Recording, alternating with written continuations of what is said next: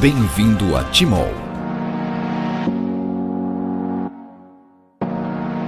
Olá, como vai? É bom estar com você novamente. Hoje a nossa conversa aqui vai ser bem rápida, bastante pontual, mas no final você vai ver como que ela é interessante para você.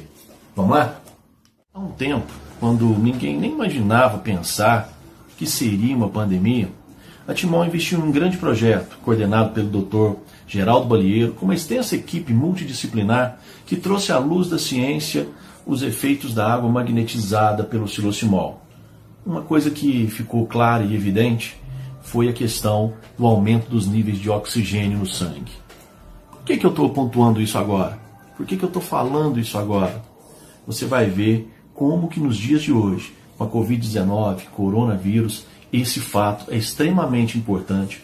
E só agora os médicos estão começando a descobrir por que o nível de oxigênio no sangue é tão importante no combate e na prevenção à Covid-19. Tem um vídeo viralizando na internet de dois médicos que trazem as últimas revelações sobre a Covid-19. Esses dois médicos eles fazem parte da Angioscope, uma clínica do estado de São Paulo, com sede em São Paulo, capital, e também em São José dos Campos. Pelo site deles aqui é possível entrar nas redes sociais, e nas redes sociais deles nós temos esse vídeo apresentado por eles, que mostra que a Covid não é uma doença respiratória, e sim sistêmica. Nos últimos dias, médicos italianos, espanhóis e americanos publicaram casos sobre a maneira como o coronavírus acomete diferentes partes do corpo. Coração, causando infartos, cérebro, causando AVCs e mesmo sobre os padrões de lesão encontrados nos pulmões dos doentes. E na verdade, meus amigos, a gente chega à conclusão que o coronavírus ele não é uma doença respiratória, mas sim uma doença sistêmica com uma característica mais hematológica. Eu sou a doutora Ana Carolina Hoff, cirurgiã endoscopista, e esse é o doutor Evaldo Jaqueto Júnior, cirurgião vascular. A insuficiência respiratória que a gente tem visto não é parecida com nada que a gente tenha visto antes. Por isso o tratamento de cada hospital do mundo é tão diferente, é tão questionado. Mas as descobertas dos últimos dias mostram que o Covid-19 causa hipóxia, que é a falta de oxigênio no sangue de uma maneira prolongada e progressiva, porque no nosso sangue, dentro dos glóbulos vermelhos, a gente tem uma proteína chamada hemoglobina, que carrega o oxigênio e o ferro, mas ela não faz isso sozinha, ela precisa de ajuda. E esse vírus se liga nesses carregadores de oxigênio. E na falta dos carregadores, os níveis de oxigênio caem, e isso leva à falência dos órgãos.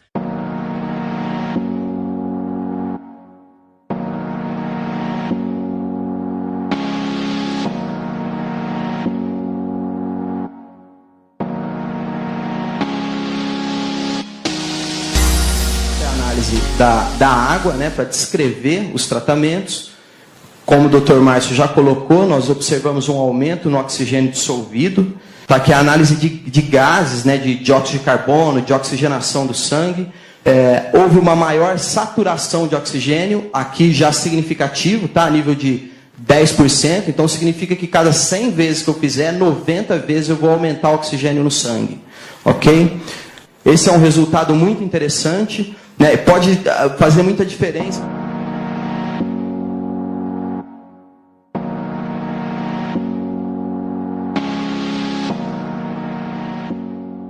E com isso, a gente pode entender por que os pacientes retornam ao hospital depois de já curados. Trata-se provavelmente de uma hipóxia tardia, resultado ainda dessa ineficiência em fazer uma boa oxigenação, e não por reinfecção pelo vírus, que era uma das coisas que estavam sendo pensadas. Há hemoglobina, mas sem a capacidade de oxigenar, então a gente tem a hipóxia. E tratar os danos pulmonares, como pneumonia ou síndrome da insuficiência respiratória aguda, não vai resolver o problema, porque os pulmões eles estão bem. O que está acontecendo é que o sangue que lá chega não está se oxigenando, e aí cria esse grande problema para o corpo inteiro.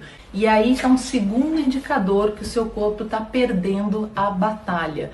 Nessa fase, se a sua imunidade não consegue ganhar a batalha contra o vírus, os órgãos começam a falhar. Com o ventilador ou sem, não há muita melhora não. Se não há os carregadores de oxigênio, não adianta você dar oxigênio. Só entubar não vai tratar a raiz do problema.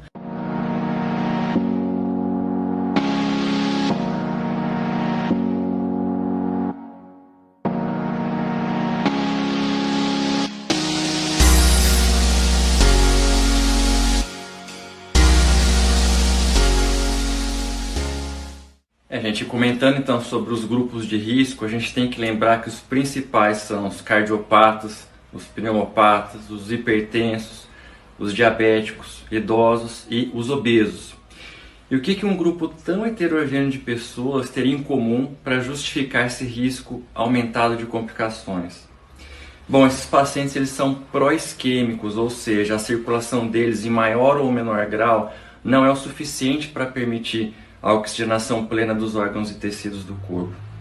Apesar disso, ainda existia uma compensação clínica, já que como são situações crônicas e o organismo ele acaba se adaptando, juntamente, lógico, com o uso das medicações para cada doença específica.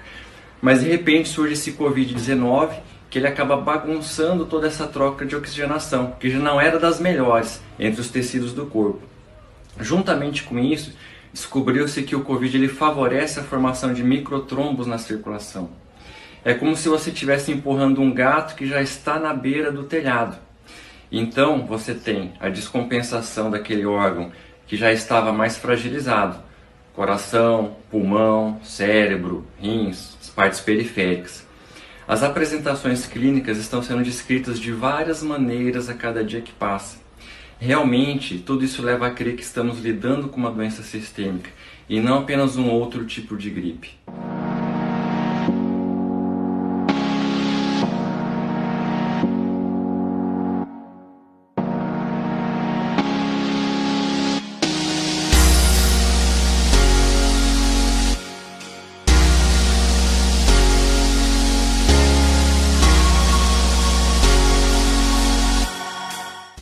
Assim como eu, vocês também devem estar bastante surpresos. Esses médicos, esses doutores, eles trouxeram para nós provas cabais, argumentos para que a gente possa então colocar o Sulocimol em cada casa. As pessoas vão querer se prevenir e você vai